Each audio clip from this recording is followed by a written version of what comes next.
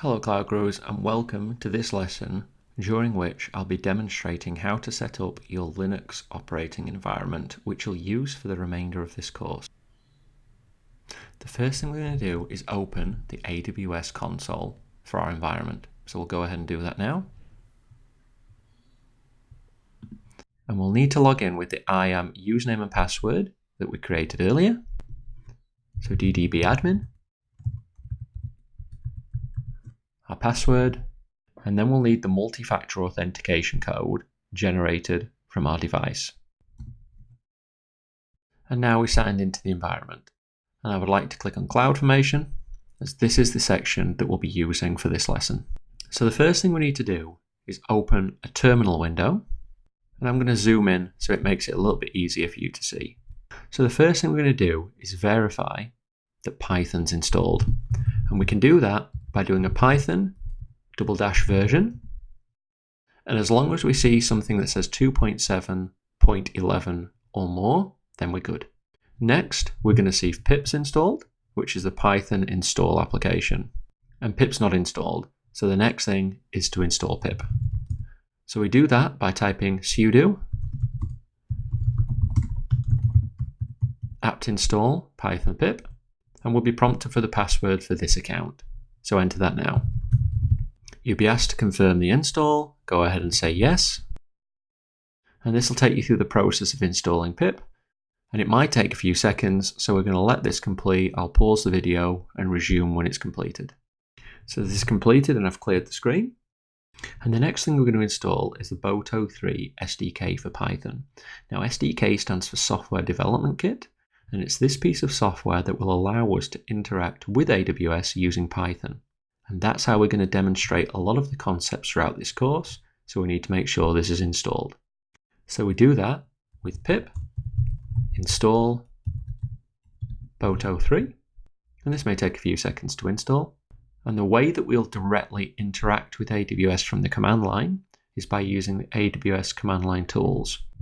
And the next thing we need to install is the AWS command line tools, and it's using these tools that we'll be able to directly interact with AWS using the command line. So in order to install those, we'll run a sudo apt install AWS CLI. Go ahead and answer yes to the prompt. It'll make sure that you've got all the required prerequisites installed, and then go ahead and install the CLI tools. And the only thing we need to do at the end is verify that they're installed correctly by running an AWS -- version. And the only thing we need to do is to run AWS -- version. And the output of this command should be the version of the command line tools, the version of Python, the Linux kernel version, and just confirming Boto core, which is Boto 3's underlying libraries. So I'm going to go ahead and clear the screen to make it a little bit easier to see. The next few things that we're going to install are Python modules that are used throughout this course, specifically in the scripts that I use to generate data and to demonstrate DynamoDB functionality. The first of these is TQDM, and TQDM is a progress bar module, and this will allow me to show the speed of operations and the total time taken for operations to complete. So let's go ahead and install that now. And we install that with pip install TQDM, and that's worked. So the next thing we're going to install is an application called Fake Factory, and Fake Factory is used to generate lifelike fake data for various bits throughout this course. Specifically, we use it to generate the fake student and teacher data that I'll use to demonstrate DynamoDB. So in order to install that, we'll do a pip install fake -factory, and that'll go ahead and install that module. And the last thing we need to install is multiprocessing, which is a module that allows Python to do multi-threaded operations. And I'll use this specifically in the scaling and performance lessons of this course.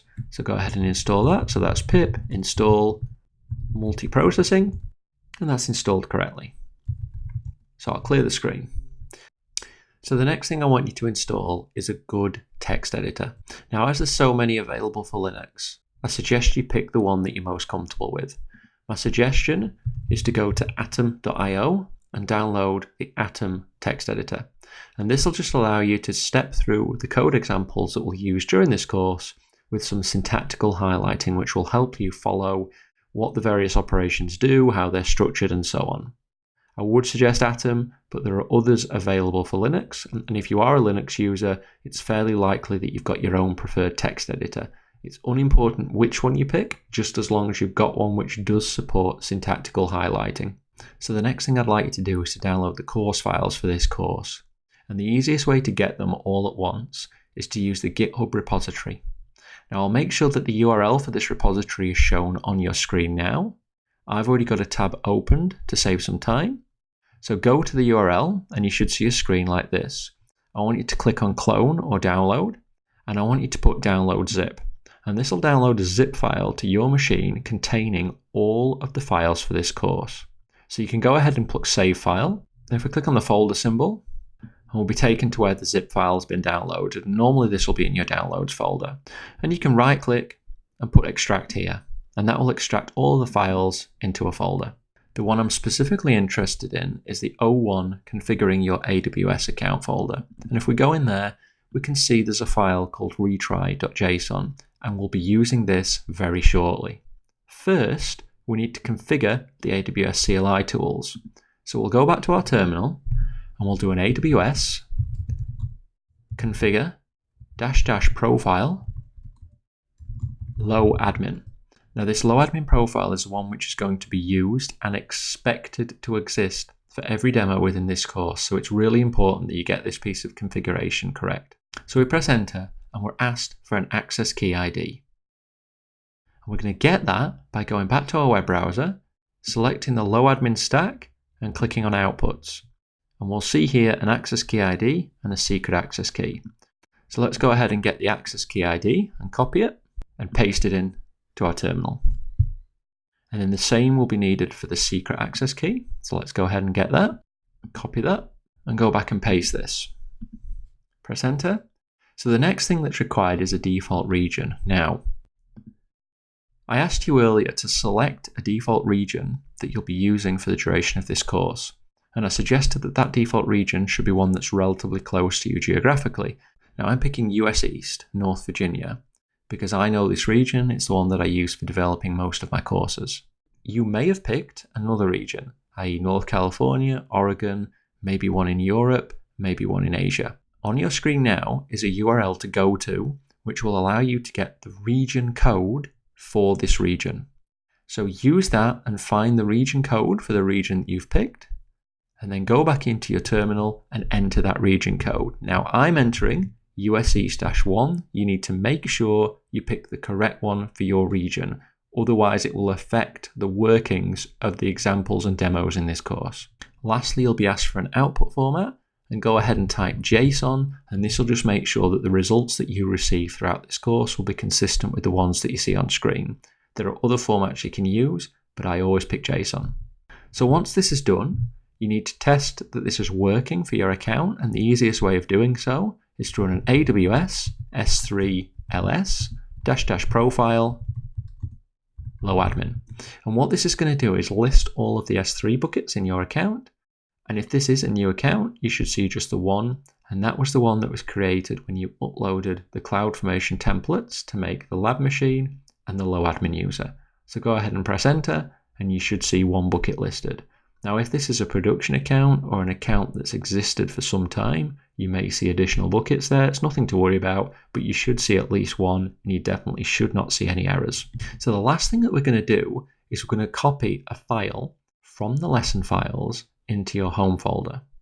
And I'm going to do the copy first and then explain why I'm doing it.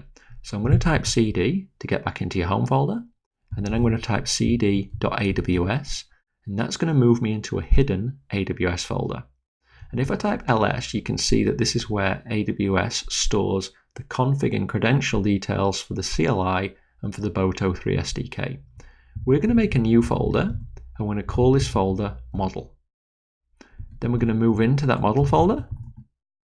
And in here, we're going to copy a file from the download that we just did. So we're going to go copy tilde for the home directory, downloads, A Cloud Guru DynamoDB master, and then we're going to go 01, which is this specific lesson files for this lesson. And I want to copy the retry.json file. and I want to copy it into this folder, which is signified by a period. So press that, and that copies, and then we can just ls to make sure it's here, and then clear the screen. So the retry.json file basically influences the hard cap on the number of retries an operation can go through before it fails. There are a number of ways you can configure the AWS CLI tools and Boto3 to allow multiple retries on an operation. And an example why this might be needed is if you're trying to read and write masses of data and you're suffering from throttled reads or writes, but that's okay because both the command line and Boto3 allow certain operations to retry if they suffer from throttling. Now this file allows an unlimited number of retries rather than being limited by the default number of retries. So what we've done is copy this config file into a hidden .aws folder and then a model folder inside that, and that basically just overrides the defaults for the AWS CLI and the Boto3 SDK. So what have we done? We've got our Linux machine, we've confirmed that Python's installed, we've installed the Boto3 SDK and the AWS CLI tools. Using pip, we've installed a number of Python modules required for this course. I've detailed that you need to download a text editor, and I've suggested Atom, but obviously you may have your own personal preference. Then we've configured the AWS CLI tools, we've downloaded the lesson files for this course into a folder, and we've copied one of the files in the lesson files, the retry.json file, into your config folder inside your home folder for AWS. And as I've just said, that influences the number of retries that an operation can do before it fails. So thanks for listening, Cloud Gurus, and that's the end of this lesson detailing the configuration of your Linux machine. If you do have any questions, feel free to reach out directly or via the Cloud Guru forums. Otherwise, go ahead and complete this lesson and move on to the next.